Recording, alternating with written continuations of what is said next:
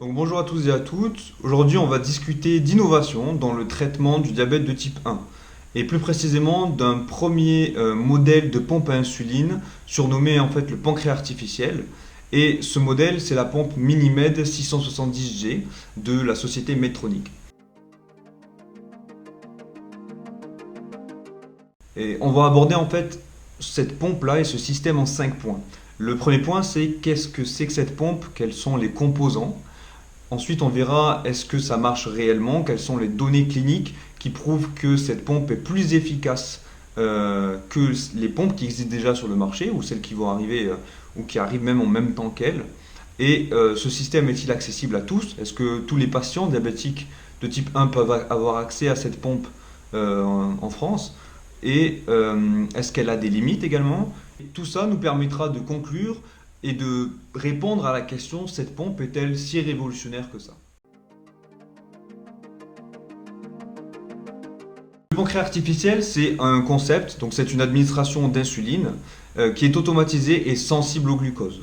Autrement dit, c'est un système qui va être capable d'injecter de l'insuline en fonction de la glycémie qui aura été mesurée. Donc, par exemple, si vous êtes en hyperglycémie avant le repas, la pompe, elle prendra en compte l'hyperglycémie dans le calcul du bolus, finalement.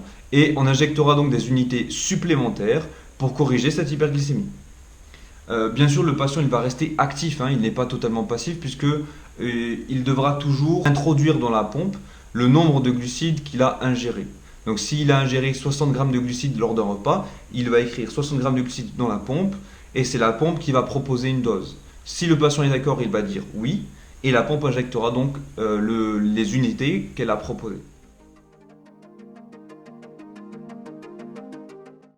Donc l'avantage ici, c'est que pour ces patients diabétiques, c'est fini les calculs de glucides, ou plutôt les calculs de doses, juste avant les repas, puisque ce sera la pompe qui va s'en occuper. Autre avantage, la pompe Medtronic, elle est capable d'anticiper une hyperglycémie en réduisant le débit de base de l'insuline. Et ça, c'est particulièrement intéressant si jamais le patient diabétique de type 1 fait des hyperglycémies, par exemple, pendant la nuit. Et donc en fait, le système, dès qu'il va détecter une hausse du glucose, il va progressivement diminuer le débit de base pour éviter et anticiper cette hyperglycémie.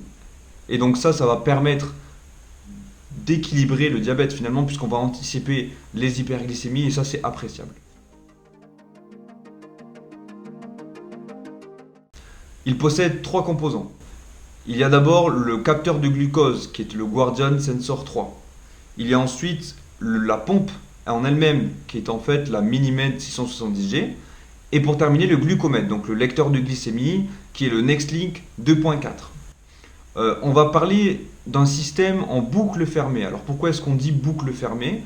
Tout simplement parce qu'en fait tous ces composants ils sont connectés entre eux, ils sont reliés entre eux et c'est ce qui permet ce contrôle de la glycémie annoncé comme optimal. Donc le capteur de glucose, il va envoyer la glycémie à la pompe qui va calculer le bolus en fonction de cette glycémie de départ. Ce système, il permet au patient de passer plus de temps dans la zone cible. Et la zone cible, c'est cette zone que va définir le patient avec son médecin, son diabétologue. Elle peut être par exemple entre 80 et 180 mg par décilitre. Donc ça tout dépend du patient et de la décision qu'il a prise avec son médecin finalement. Mais le fait est que le temps passé dans cette zone sera beaucoup plus important, ce qui aura fatalement comme conséquence d'améliorer l'hémoglobine glyquée. Donc initialement, ce système il était réservé aux diabétiques de type 1 qui étaient déséquilibrés. Mais aujourd'hui, rassurez-vous, il est vraiment accessible à tous les diabétiques de type 1, sans exception. Alors malheureusement, oui, cette pompe a des limites. Déjà pour ceux qui aiment se sentir libres ou ceux qui sont assez sportifs par exemple, au niveau de la taille de la pompe, il faut dire qu'on a connu quand même plus petit. Et à noter également qu'il y a une tubulure qui va relier la pompe au capteur, donc ce qui va aussi réduire la liberté de mouvement. Mais c'est vrai qu'il existe déjà des pompes avec des tubulures, donc les patients qui ont déjà l'habitude de ce genre de tubulure, ça ne va pas leur changer grand chose. Mais ceux qui ne sont pas sous pompe et qui vont passer sous pompe, faut savoir que cette tubulure, c'est peut-être un peu restrictif au niveau des mouvements et de la liberté de mouvement.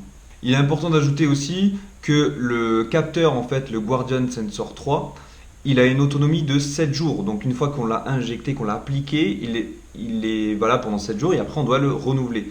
Donc ça peut aussi poser problème pour les patients qui sont sous freestyle libre par exemple, puisque le capteur du freestyle libre, il a une autonomie de 14 jours. Donc là on va perdre une semaine d'autonomie. Donc ça dépend vraiment de la sensibilité du patient, mais voilà, c'est quelque chose à prendre en compte aussi. On a une semaine d'autonomie en moins par rapport au capteur freestyle libre qui est largement utilisé maintenant en France. Dernière limite, c'est le fait qu'en fait ce capteur de glucose, il va devoir être calibré, donc il va vous demander de faire une glycémie au doigt à certains moments. Notamment 2 heures après la première connexion du capteur, 6 heures après la première connexion du capteur, et ensuite toutes les 12 heures.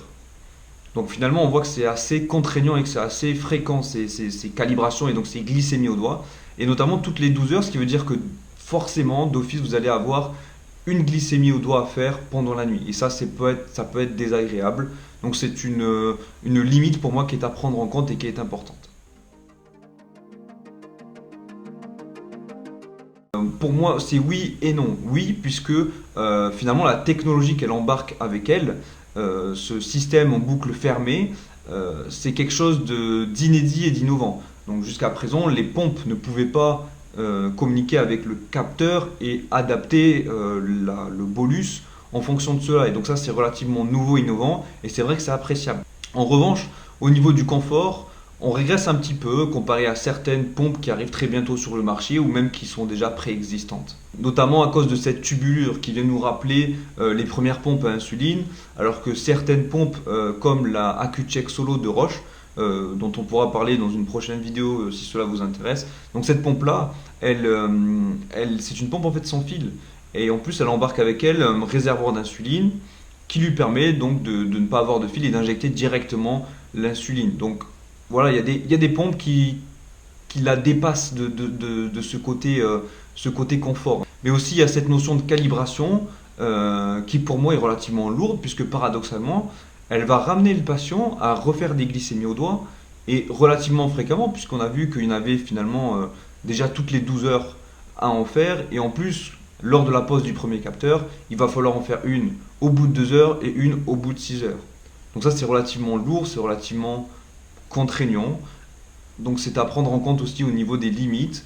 Et c'est pour ça que pour moi, c'est pas forcément une innovation, puisque le confort dans la vie d'un diabétique et dans le traitement d'un diabétique, c'est quelque chose de primordial. On a désormais complètement passé en revue le système Minimed 670G.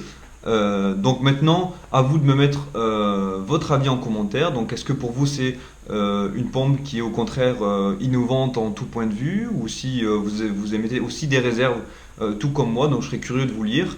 Et bien évidemment, je vous remercie d'avoir suivi mes explications et je vous dis à bientôt pour une prochaine vidéo.